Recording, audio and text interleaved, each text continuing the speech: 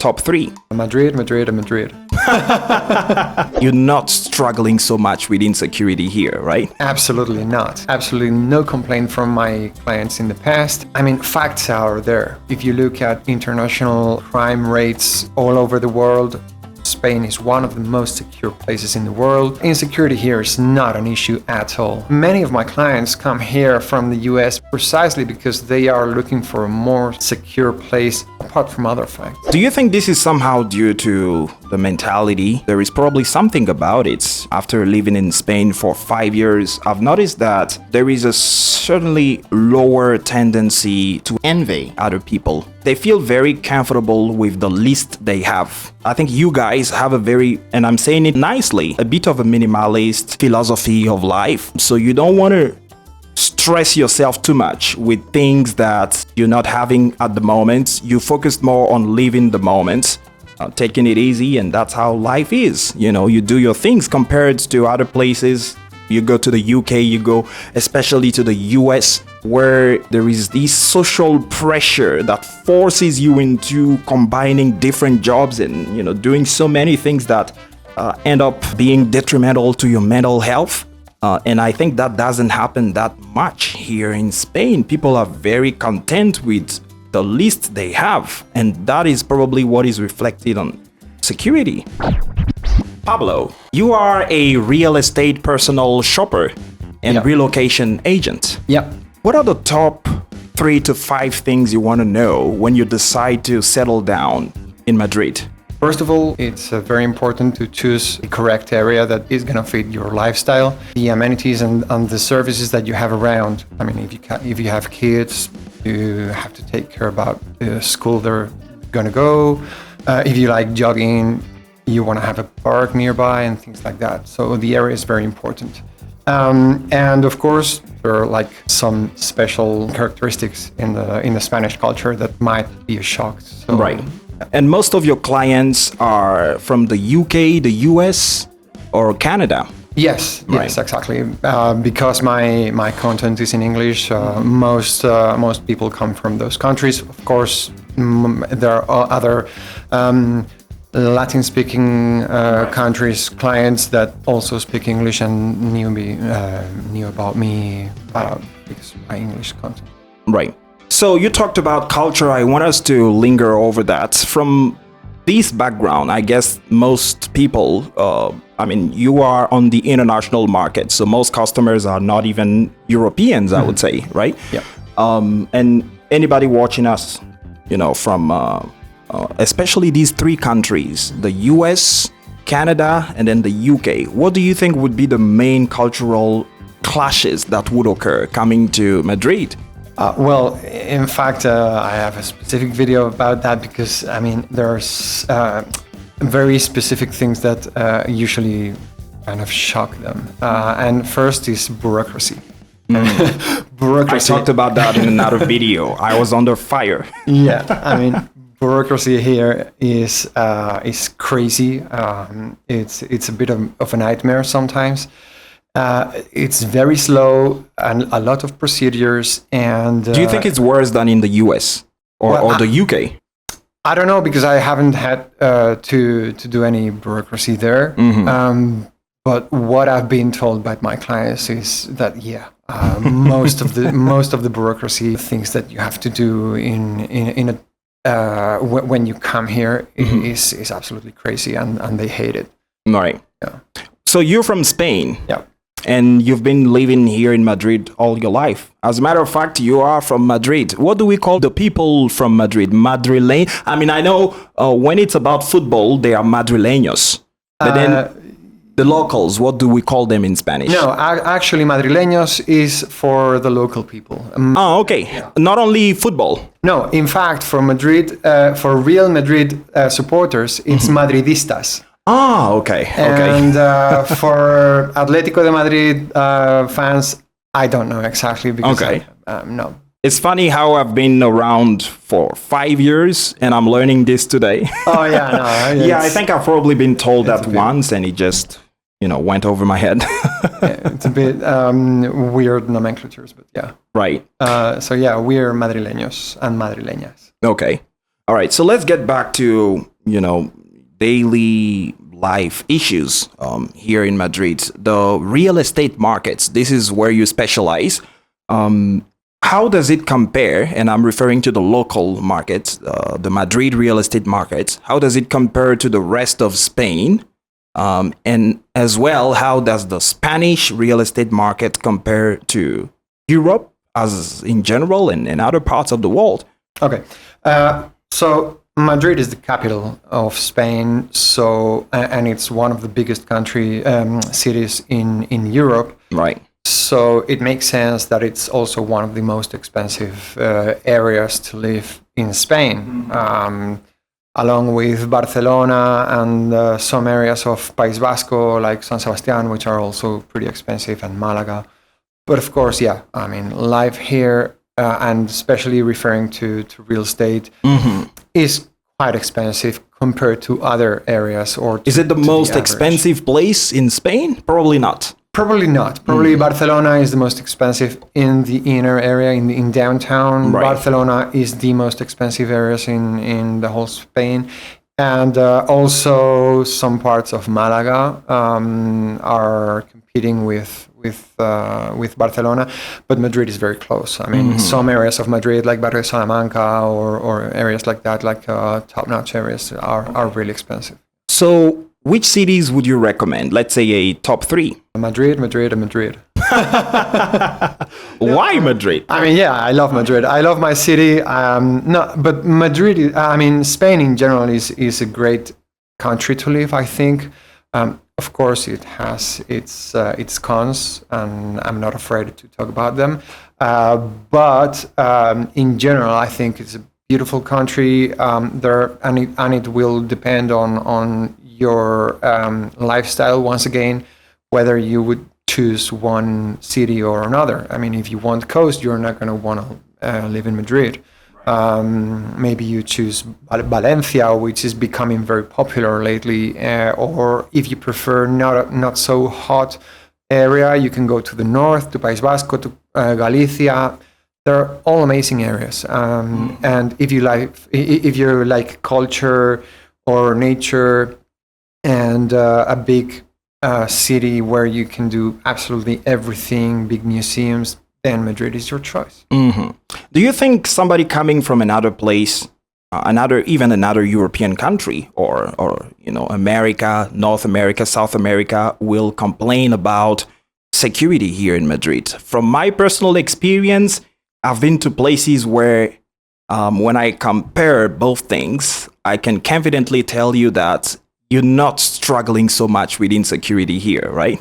Absolutely not. Yeah, I mean, I have had absolutely no complaint from my clients in the past, and I mean, facts are there. I mean, if you look at international crime rates all over the world, Spain is one of the most secure places in the world.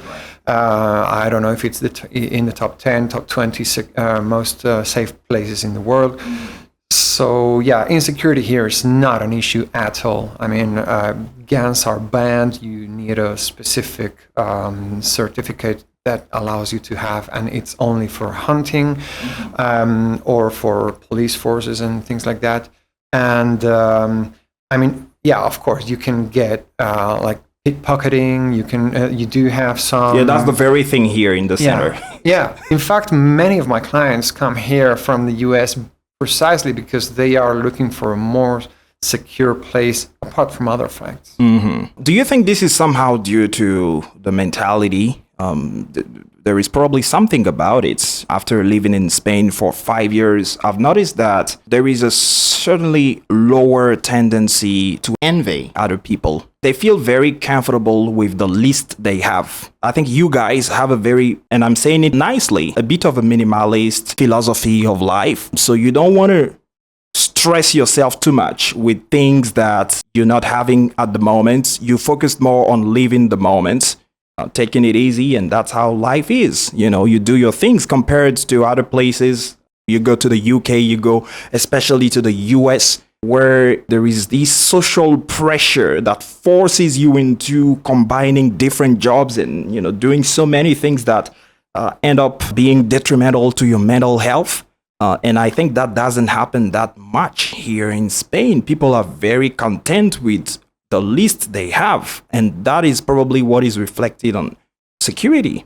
Well, probably does, yeah. I mean, I don't know if it's related to security or not, but it's true that Spanish mentality is a bit of a easygoing kind of character, you know? I mean, of course, maybe it's not so competitive, and that has its pros and cons, of course, because maybe we don't have as good, I don't know, scientists or investigation or big companies all over the world and things like that. But yeah, we like to do our things and live and let live, and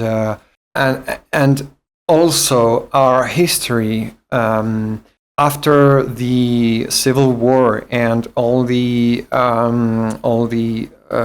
Franquist era and after the dictator, we came into democracy, and we kind of wanted to forget what had happened and wanted to forget all that violence, and we started like a new era where we just wanted to live and let live and be what we want to be, and that's right. it.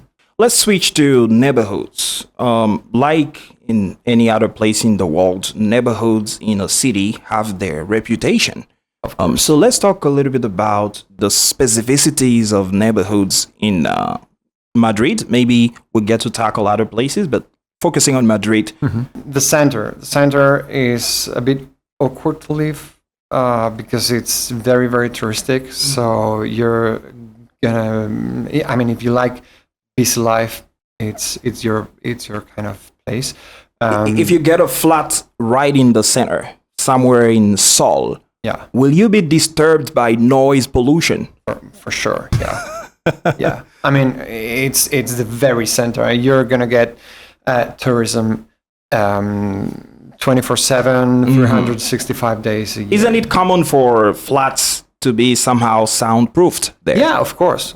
And in the late decade, most landlords and most people, owners, have like refurbished their places to be soundproof. Yeah, but still, you open the window to like refresh the air or something, and you're gonna get noise, for sure. But there are some people that love that busy life, that want to get out of their apartment and have absolutely everything at their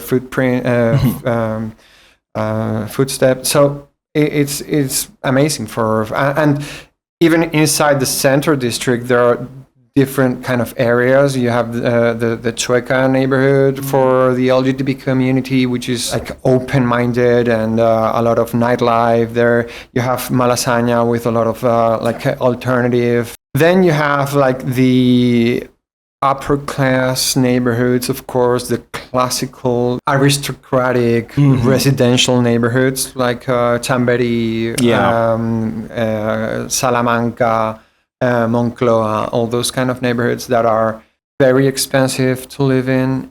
Of course, they have a lot of that.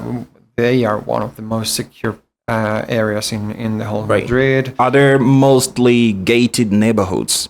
No, not at all. I mean, these are very centric neighborhoods, and the typical Madrid architecture is just town buildings with apartments, and that's it. You just go down from your apartment and directly to the street. They're not close gated at all. You only find that in the suburbs, actually. Okay. And on the other side, you have the southern districts like Vallecas, Usera, Carabanchel, which are the popular neighborhoods, right? Yeah, exactly. It's 100% working class neighborhoods. cheaper also places to find. You find cheaper places, and they have their reputation, of course, especially some areas of Vallecas and maybe Usera historically have had some reputation of like bad guys fighting or stealing or things like that. Would you recommend to a person settling down in Madrid to buy a relatively lower priced property somewhere in Vallecas, given the reputation over there? It depends. Probably not. I have to be honest. Yeah. Probably not. But because the reputation comes from somewhere, it's not Made up. Exactly. It would be unfair to say that it's like a myth. I mean, there have been some issues there, and there are some areas of Vallecas that are pretty good. I mean, in Sánchez de Vallecas is a very nice area, newer than the historic town of Vallecas, and I have some clients living there very happily. So it depends. But do you think, as of today, the reputation of some of these places is true? Because I've heard different things about that. And Vallecas is not the only place. Parla and some of the other places, Pala, especially labeled for ocupas. In 2024, is it still a reality? Well, honestly, I haven't had too much of interaction with people from these neighborhoods in the late years. I have had some because a familiar of mine lived in Vallecas for a few years in the past. So I'm not really sure what up to what point is still true. But in general, I mean, I think we were talking about that before. Yeah. Spain, and Madrid is not an exception to that, is a safe place. So, I mean, if you want to go for an affordable place to live and you really don't care much about what people do, like in the next square or whatever, it wouldn't be that much of an issue. Okay. Well, buying a real estate property here in Madrid, how practical, how easy is it? It's funny how a local told me that he believes there is no middle class in Madrid, in Spain, but especially in Madrid. And that is reflected on the real estate prices. Absolutely. He said it is almost impossible to get anything about 80 square meters. So typically somewhere around a 2 or 3 bedroom flat or a price lower than 200,000. It's either something very low and then you get what matches the price, or you are easily somewhere in the 350s and above. So when you want to get a flat, typically a flat here, you will definitely experience this disparity and what he describes as lack of middle class.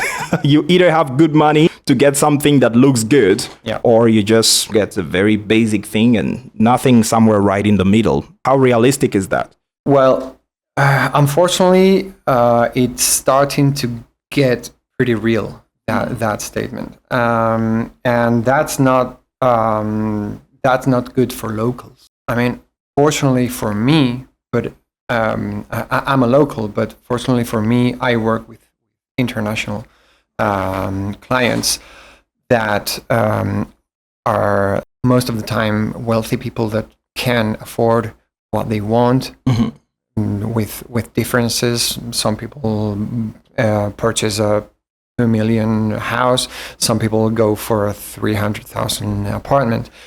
But in general, they have savings and they can afford what they want. But it's still a problem for locals, for sure, because I mean,